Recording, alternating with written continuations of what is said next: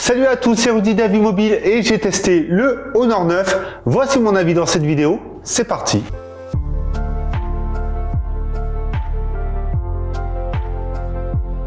Cet Honor 9 succède donc au Honor 8. Et il possède également les mêmes caractéristiques que le Huawei P10, mais le Honor 8 Pro testé il n'y a pas très longtemps. Et la petite fiche qui vous renverra vers le test du Honor 8 Pro est juste ici. Son design ne change pas trop face à son prédécesseur.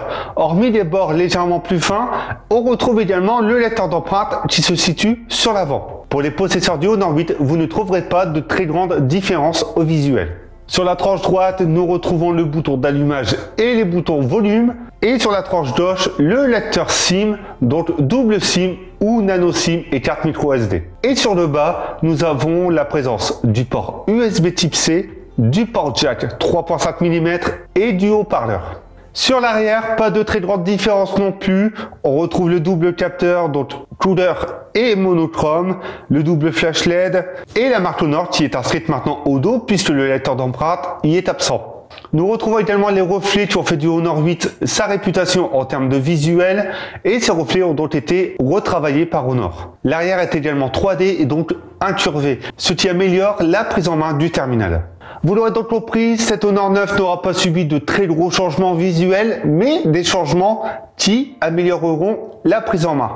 En effet, l'ergonomie de ce terminal est excellente, le bord à bord est amplement faisable, mais également aussi d'aller chercher l'écran sur la hauteur. Le dos incurvé permet au smartphone de bien tenir dans la main, d'avoir une très bonne prise en main, ainsi que le cadre arrondi. Tout comme sur le Galaxy S8 ou même le LG G6, l'arrière en verre amène cet aspect plastique. Le gros défaut de cet Honor 9, c'est tout simplement qu'il glisse dans la main, mais également sur une table ou sur un autre support. C'est une vraie savonnette. En plus de cela, l'écran ainsi que le verre au dos marquera très vite en cas de griffe, en cas de trou ou en cas de trace. Hormis cela, cet Honor 9 est très agréable à visualiser au quotidien et surtout à prendre en main et à utiliser. Honor propose un écran de 5,15 pouces Full HD avec une densité de pixels par pouce de 428 ppp. Cet écran est excellent autant en finesse d'affichage qu'en rendu de couleur puisque comme sur le Honor 8 Pro, le rendu est très appréciable, très vif sans être trop saturé.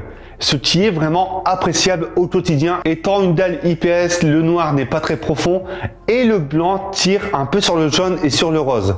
Bien évidemment, cela sera paramétrable depuis les paramètres d'affichage et surtout, vous pourrez activer le mode confort des yeux pour supprimer les lumières bleues lors d'un usage nocturne. Cet écran sera susceptible de prendre les reflets et surtout les traces de doigts, même les griffes. Mais la luminosité est assez puissante pour une très bonne lisibilité en extérieur et en plein soleil. Côté logiciel, Huawei intègre Android 7.0 Nougat et la dernière surcouche en date de Huawei est MIUI 5.1. Je me répète à chaque fois, mais cette interface est fluide au quotidien.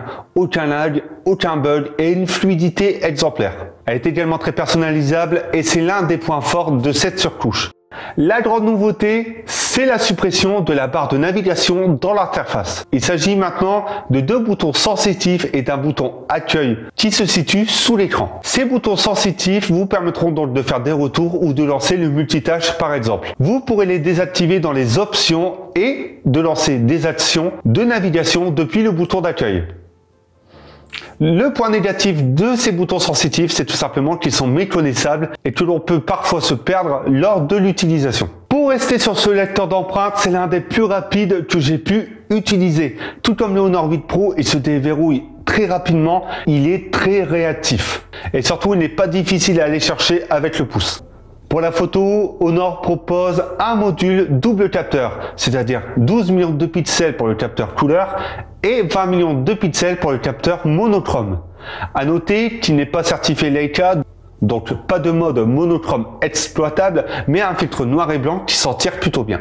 Dans les faits, le capteur amène des couleurs plus vives, plus de détails et surtout plus détaillé que le Honor 8. Dans une photo ou même dans un cliché dans la galerie, vous apercevrez que le détail est très lissé. La stabilisation a également été améliorée, ce qui est un bon point également. Mais lors de mouvements trop brusques, la photo sera floue ou même si vous marchez, il faudra bien tenir le smartphone. En intérieur ou de nuit, le capteur apportera des clichés plutôt bons côté rendu couleur, mais très bruité et surtout amènera des flous en cas de mouvement. Mais ça a été amélioré quand même face au Honor 8. La nouveauté sur ce capteur, c'est le zoom hybride x2. Cette option vous permettra de zoomer sans avoir à bouger, ce qui peut être très intéressant pour les photos portraits. Sachant que pour donner du flou, vous avez également la profondeur de champ qui peut être travaillée avant de prendre le cliché et retravaillée dans la galerie. La caméra frontale de 8 millions de pixels est également améliorée et offre de très bons clichés. L'option pour retravailler la profondeur de champ est également présente, mais moins bien travaillée que sur le capteur principal. Vous pourrez filmer qu'en 720p.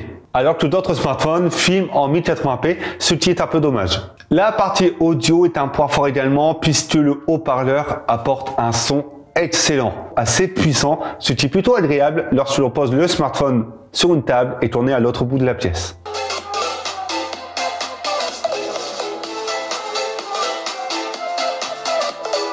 Côté connectivité, GPS, tout fonctionne bien, positionnement en temps réel, pas de problème. Il y a eu une polémique sur la 700 MHz. Est-ce que c'est gênant au quotidien?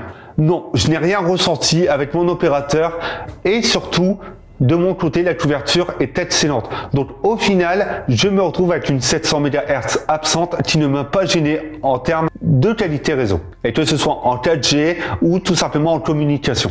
Donc pour la 4G et pour certains opérateurs, cela ne sera pas gênant, mais au final, je n'ai pas trouvé cela handicapant. Intègre un SoC Kirin 960, qui est le même que sur le Honor 8 Pro ou le Huawei P10. Il possède également 4 Go de RAM et pour ce test, c'est la version 6 Go de RAM.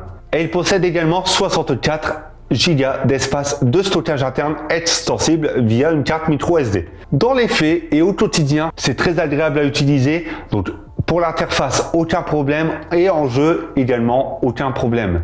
La différence face au Honor 8 Pro et au Huawei P10, c'est tout simplement que le Kirin 960 sera bridé, ce qui fait qu'il chauffera beaucoup moins vite et surtout que sur une certaine durée, le processeur se bridera, ce qui fait que les performances baisseront légèrement mais n'handicaperont pas l'utilisation, que ce soit en jeu, en navigation web ou dans l'interface. Et cela impactera également sur l'autonomie, puisque l'usage moyen de cet Honor 9 est de 4h30 à 5 heures d'écran allumé. En l'optimisant, vous pourrez passer les 6 heures et surtout en data, vous ferez peut-être un peu moins. Ce qui fait qu'il possède une autonomie dans la moyenne et qui reste excellente face au Honor 8 Pro. Mon avis après plusieurs jours d'utilisation de cet Honor 9, c'est tout simplement que c'est un smartphone qui n'a rien à envier au haut de gamme beaucoup plus cher de cette année. Honor propose encore un design travaillé, visuellement très agréable et surtout une prise en main excellente. Honor propose également un smartphone qui a su évoluer autant par le visuel que par le logiciel. Nous sommes sur un produit autour des 400 € qui a sa place sur le marché haut de gamme. Le seul défaut du Honor 9, et tout comme son prédécesseur le Honor 8, c'est sa fragilité qui fera de cet appareil un smartphone à protéger. Cet Honor 9 est donc à conseiller aux personnes recherchant un smartphone premium haut de gamme sans avoir à débourser pour quelques options supplémentaires ou un design différent. Maintenant que vous connaissez mon avis concernant cet Honor 9, c'est à vous de donner le vôtre dans les commentaires. N'hésitez pas à lâcher un pouce bleu et surtout à vous abonner si vous avez apprécié le contenu de cette vidéo ou le contenu de cette chaîne. Vous pouvez également donner votre avis sur les autres smartphones et produits testés sur la chaîne Avis Mobile, mais également sur avimobile.fr. Et on se retrouve bientôt pour d'autres tests.